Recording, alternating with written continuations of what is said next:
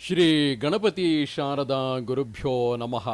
ದೇಹೋ ದೇವಾಲಯ ಪ್ರೋಕ್ತೋ ಜೀವೋ ಹಂಸ ಸದಾಶಿವ ತ್ಯಜೇದಜ್ಞಾನ ನಿರ್ಮಾಲ್ಯಂ ಸೋಹಂ ಭಾವೇನ ಪೂಜೆಯೇತ್. ಶ್ರೋತೃಗಳಿಗೆ ಅಧ್ಯಾತ್ಮ ಚೇತನ ಕಾರ್ಯಕ್ರಮದ ರಸ ನಿಮಿಷಗಳ ಸರಣಿಯಲ್ಲಿ ಗೀತೆಯಲ್ಲಿ ಭಗವಂತನ ಉಪದೇಶ ಎಂಬ 43ನೆಯ ವಿಚಾರಕ್ಕೆ ಸ್ವಾಗತ. ಗೀತೆಯಲ್ಲಿ ಅರ್ಜುನನಿಗೆ ಭಗವಂತನು ಕೆಲವು ಉಪದೇಶಗಳನ್ನು ಮಾಡಿರುತ್ತಾನೆ. ಗೀತೆಯನ್ನು ಮನಮುಟ್ಟಿ ಓದುವವರು ಆ ಕಾಲಕ್ಕೆ ಈ ಉಪದೇಶವು ನನಗೆ ಎಂದು ಭಾವಿಸಬೇಕು. ವ್ಯಾಸರು ಭಗವದ್ಗೀತೆಯಲ್ಲಿ ವ್ಯಾಸರು ಮಹಾಭಾರತದಲ್ಲಿ ಆ ಭಗವದ್ಗೀತೆಯನ್ನು ಸೇರಿಸಲು ಮುಖ್ಯ ಕಾರಣ ಇದು ಜನರಿಗೆ ತಲುಪಬೇಕು ಎಂದೇ. ಮೂಲತಃ ರಾಮಾಯಣ ಮಹಾಭಾರತಗಳು ಇತಿಹಾಸ ಅಂದರೆ ಇದು ಹೀಗೆ ನಡೆದದ್ದು ಎಂದು ಹೇಳಿದ್ದರೂ ಕೂಡ ಮೂಲತಃ ವೇದಗಳಲ್ಲಿ ಹೇಳಿರುವುದನ್ನೇ, ವೇದ ಉಪನಿಷತ್ತುಗಳಲ್ಲಿ ಹೇಳಿರುವ ತತ್ವವನ್ನೇ ಜಿಜ್ಞಾಸೆಯ ಮೂಲಕ ಕಥಾರೂಪವಾಗಿ ಧರ್ಮವೆಂದರೆ ಏನು, ಯಾವ ರೀತಿ ಧರ್ಮದ ಮಾರ್ಗದಿಂದಲೇ ಅರ್ಥವನ್ನು ಅಂದರೆ ಹಣ ಆಸ್ತಿ ಸಂಪತ್ತು ಗಳಿಸಬೇಕು, ಹೀಗೆ ಹಣ ಆಸ್ತಿ ಸಂಪತ್ತು ಧರ್ಮ ಮಾರ್ಗದಿಂದ ಗಳಿಸಿದ ಮೇಲೆ ಧರ್ಮ ಮಾರ್ಗದಿಂದಲೇ ಹೇಗೆ ನಮ್ಮ ಕಾಮವನ್ನು ಕೂಡ ತೃಪ್ತಿಗೊಳಿಸಿಕೊಳ್ಳಬೇಕು, ಧರ್ಮವನ್ನು ಹಿಡಿದೇ ಅರ್ಥ ಕಾಮಗಳನ್ನು ನಡೆಸುತ್ತಿದ್ದರೆ ಹೇಗೆ ನಾವು ಆನಂದದಿಂದ ಇರಲು ಸಾಧ್ಯ, ಇದನ್ನು ತೋರಿಸಲಿಕ್ಕಾಗಿಯೇ ವ್ಯಾಸರು ಮಹಾಭಾರತವನ್ನು ರಚಿಸಿದ್ದು, ವಾಲ್ಮೀಕಿಗಳು ರಾಮಾಯಣವನ್ನು ರಚಿಸಿದ್ದು. ಅದರಲ್ಲೂ ಮಹಾಭಾರತದಲ್ಲಿ ಭಗವದ್ಗೀತೆಯ ಒಂದೊಂದು ವಾಕ್ಯವೂ ಕೂಡ ನಮಗೆ ಮನಸ್ಸಮಾಧಾನ, ಶಾಂತಿ, ಸಮಾಧಾನವನ್ನು ಕೊಡುವಂತಹದು. ಸ್ವತಃ ಶಂಕರಾಚಾರ್ಯರು ಕೂಡ ಭಗವದ್ಗೀತಾ ಕಿಂಚಿತ ಧೀತ ಗಂಗಾ ಜಲಲವ ಕಣಿಕಾ ಪೀತ, ಅಂದರೆ ಭಗವದ್ಗೀತೆಯಿಂದ ಒಂದಿಷ್ಟಾದರೂ ಪಡೆಯಲು ಸಾಧ್ಯವಾದರೆ, ಗಂಗಾ ಜಲದ ಒಂದು ಹನಿ ನೀರಾದರೂ ಒಳಗೆ ಹೋಗುವುದು ಸಾಧ್ಯವಾದರೆ, ಅಂದರೆ ಅದು ನಮ್ಮ ಮನ ಮುಟ್ಟುವುದು ಸಾಧ್ಯವಾದರೆ ಅದರಿಂದ ಜೀವನದಲ್ಲಿ ಬಹಳ ಸಹಾಯವಾಗುತ್ತದೆ.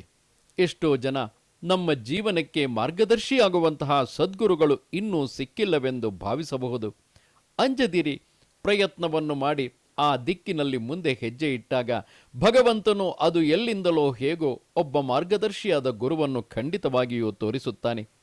ಗೀತೆಯಲ್ಲಿ ನಿಮಗೆ ಮೆಚ್ಚಾಗಿ ಕಾಣುವ ಯಾವುದಾದರೊಂದು ಉಪದೇಶವನ್ನು, ಅದು ಸದ್ಗುರುವಿನ ಉಪದೇಶವೇ. ಶ್ರೀಕೃಷ್ಣ ಪರಮಾತ್ಮನಿಗಿಂತಲೂ ಹೆಚ್ಚಿನ ಸದ್ಗುರು ಬೇಕೇ?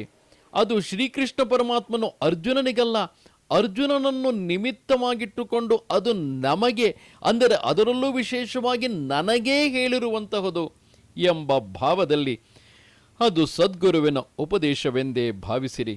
ಅದರಂತೆ ಅನುಷ್ಠಾನವನ್ನು ಮಾಡುವುದಕ್ಕೆ ಪ್ರಾರಂಭಿಸಿರಿ.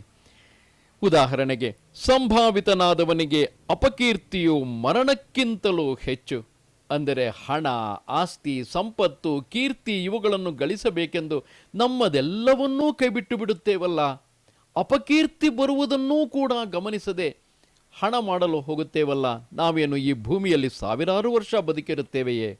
ಮುಂದಿನ 10-20 ವರ್ಷಗಳು ಅಷ್ಟೇ. ಅಷ್ಟರ ಮೇಲೆ 60 ದಾಟಿದ ಮೇಲೆ ಎಷ್ಟು ಹಣವಿದ್ದರೇನು, ಎಷ್ಟು ಆಸ್ತಿ ಸಂಪತ್ತಿದ್ದರೇನು? ಭೋಗಿಸಲು ಯೋಗ್ಯವಾದ ಶರೀರವಿರಬೇಕಲ್ಲ, ಭೋಗಿಸಲು ತಕ್ಕ ಮನಸ್ಸಿರಬೇಕಲ್ಲ.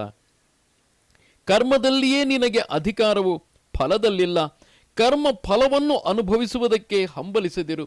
ಎಷ್ಟು ಬಾರಿ ಫಲವನ್ನು ಉದ್ದೇಶಿಸಿಕೊಂಡೇ, ಈ ಫಲ ನನಗೆ ಸಿಗಲೇಬೇಕು ಎಂದು ಉದ್ದೇಶಿಸಿಕೊಂಡೇ ಕೆಲಸ ಮಾಡುತ್ತಾ ಅದು ಸಿಕ್ಕದೇ ಹೋದಾಗ ನಿರಾಶರಾಗಿ, ಅದು ನಮ್ಮ ಕಚೇರಿಯ ಕೆಲಸವೇ ಇರಬಹುದು, ಅದು ವೈಯಕ್ತಿಕ ಕೆಲಸಗಳೇ ಇರಬಹುದು, ನಮ್ಮ ಉದ್ಯೋಗಗಳೇ ಇರಬಹುದು, ಅಥವಾ ವಾಣಿಜ್ಯ ವ್ಯವಹಾರಗಳೇ ಇರಬಹುದು, ಬಯಸಿದ ಫಲ ಸಿಕ್ಕಲಿಲ್ಲವೆಂದು ಎಲ್ಲವನ್ನು ಕೈಚೆಲ್ಲಿ ಸಂಪೂರ್ಣ ಸರ್ವನಾಶವನ್ನು ತಂದುಕೊಳ್ಳುತ್ತೇವಲ್ಲವೇ? ಕರ್ಮವನ್ನು ಬಿಟ್ಟು ಕೂಡಲೂ ಬೇಡ, ಕರ್ಮವನ್ನು ಮಾಡುತ್ತಲೇ ಇರು. ಫಲವನ್ನು ಭಗವಂತನಿಗೆ ಬಿಟ್ಟು ನೆಮ್ಮದಿಯಾಗಿ ಕೆಲಸ ಮಾಡುತ್ತಿರು. ಕೆಲಸ ಮಾಡುವ ಅವಕಾಶ ಭಗವಂತ ಕೊಟ್ಟಿರುವನಲ್ಲವೇ? ಪ್ರಯತ್ನ ಮಾಡುತ್ತಿದ್ದರೂ ಇಂದ್ರಿಯಗಳು ಮನಸ್ಸನ್ನು ಬಲಾತ್ಕಾರದಿಂದ ಅಪಹರಿಸುವವು. ಇಂದ್ರಿಯಗಳು ತಮ್ಮ ಮನಸ್ಸಿಗೆ ತಮಗೆ ಬಂದಂತೆ ಮನಸ್ಸನ್ನು ಎಳೆದುಕೊಂಡು ಹೋಗುವುದು ಎಲ್ಲರಿಗೂ ಸಂಬಂಧಿಸಿದ್ದು. ಯಾವುದೋ ಸಂದರ್ಭದಲ್ಲಿ ಭಕ್ತರೊಬ್ಬರು ಶೃಂಗೇರಿ ಜಗದ್ಗುರುಗಳ ಬಳಿಯಲ್ಲಿ 1 ನಿಮಿಷವೂ ಕೂಡ ನನಗೆ ಮನಸ್ಸನ್ನು ಸ್ಥಿರವಾಗಿಟ್ಟುಕೊಳ್ಳಲು ಆಗುತ್ತಿಲ್ಲ ಎಂದಾಗ ಬಹಳ ಸಂತೋಷ.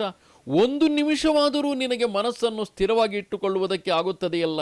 ಎಷ್ಟೋ ಜನರಿಗೆ ಅಷ್ಟೇಕೆ ನಮಗೂ ಕೂಡ ಒಂದು ನಿಮಿಷ ಮನಸ್ಸು ಸ್ಥಿರವಾಗಿರುವುದಿಲ್ಲ ಎಂದು ಸ್ವತಃ ಶೃಂಗೇರಿ ಜಗದ್ಗುರುಗಳೇ ಆ ಭಕ್ತರಿಗೆ ಸಮಾಧಾನ ಹೇಳಿದರಂತೆ. ಜಗದ್ಗುರುಗಳ ಸಾಧನೆ ಅವರಿಗೆ, ಆದರೆ ಆ ರೀತಿ ಹೇಳುವ ಮೂಲಕ ಶಂಕರಾಚಾರ್ಯರ ಕಾವ್ಯಗಳನ್ನು, ಅವರ ವಾಕ್ಯಗಳನ್ನು ಗಮನಿಸಿ ಅದೆಲ್ಲ ಅವರಿಗೆ ಆಗುತ್ತಿತ್ತು ಎಂದಲ್ಲ, ನಮಗೆಲ್ಲರಿಗೂ ಹಾಗೆ ಆಗುತ್ತದೆ ಎಂಬುದನ್ನೇ ಹೇಳುತ್ತಾ ಧೈರ್ಯವನ್ನು ಹೇಳುತ್ತಿದ್ದಾರೆ. ನಿತ್ಯ ಕರ್ಮಗಳನ್ನು ಬಿಡದೆ ಮಾಡು, ಕರ್ಮವನ್ನು ಮಾಡುವುದೇ ಅಕರ್ಮಕ್ಕಿಂತ ಮೇಲು. ಇದನ್ನೆಲ್ಲ ಮಾಡುವುದಿಲ್ಲ, ಹೆಂಡತಿ ಮಕ್ಕಳನ್ನೆಲ್ಲ ಬಿಟ್ಟು ಬಿಡುತ್ತೇನೆ, ನಾನು ಇಂದಿನಿಂದ ಧನ ಸಂಗ್ರಹ, ಅರ್ಥ ಸಂಗ್ರಹ, ಆಸ್ತಿ ಸಂಗ್ರಹ ಯಾವುದನ್ನು ಮಾಡುವುದಿಲ್ಲ ಎಂದು ಎಲ್ಲವನ್ನು ಬಿಟ್ಟು ಬಿಡುವುದಕ್ಕಿಂತಲೂ ಎಲ್ಲವನ್ನು ಯೋಗ್ಯವಾದ ಧರ್ಮ ಮಾರ್ಗದಿಂದ ಮಾಡಿ, ಹಾಗೆ ಬಂದ ಆಸ್ತಿ ಸಂಪತ್ತನ್ನು ಕೂಡ ಧರ್ಮದ ಮೂಲಕವೇ ಧಾರ್ಮಿಕವಾದ ರೀತಿಯಲ್ಲಿ ಜಗತ್ತಿಗೆ, ಸಮಾಜಕ್ಕೆ ಒಳಿತಾಗುವಂತೆ ಅದನ್ನು ಉಪಯೋಗಿಸುತ್ತಾ ಯಾವ ಸಂದರ್ಭದಲ್ಲೂ ನಮ್ಮ ಒಳಗಡೆ ನಾನು ಮಾಡಬಾರದ್ದನ್ನು ಮಾಡಿದೆ ಎಂಬ ಭಾವ ಉಂಟಾಗುವಂತಹ ಪಾಪದ ಮೂಟೆಯನ್ನು ಕಟ್ಟಿಕೊಳ್ಳುವುದು ಬೇಡ. ಇದು ನನಗೇ ಹೇಳಿದ್ದು ಎಂದು ಪ್ರತಿಯೊಬ್ಬನು ಯಾವಾಗ ಅದನ್ನು ಅನುಷ್ಠಾನದಲ್ಲಿ ಇಟ್ಟುಕೊಳ್ಳುತ್ತಾನೆಯೋ ಆಗ ಮುಂದೆ ಏನು ಮಾಡಬೇಕೆಂಬುದು ಹಾಗೆಯೇ ಕಾಲಕ್ರಮದಲ್ಲಿ ಹೊಳೆಯುತ್ತಾ ಹೋಗುತ್ತದೆ. ಆಗ ಜೀವನದಲ್ಲಿ ತಾನಾಗಿ ಶಾಂತಿ, ನೆಮ್ಮದಿ ನೆಲೆಸುತ್ತದೆ. ನಮಸ್ತೆ ಶಾರದೆ ದೇವಿ, ಕಾಶ್ಮೀರ ಪುರವಾಸಿನಿ, ತ್ವಾಮಹಂ ಪ್ರಾರ್ಥಗೆ ನಿತ್ಯಂ, ವಿದ್ಯಾದಾನಂಚ ದೇಹಿಮೆ. ನಮಸ್ಕಾರ.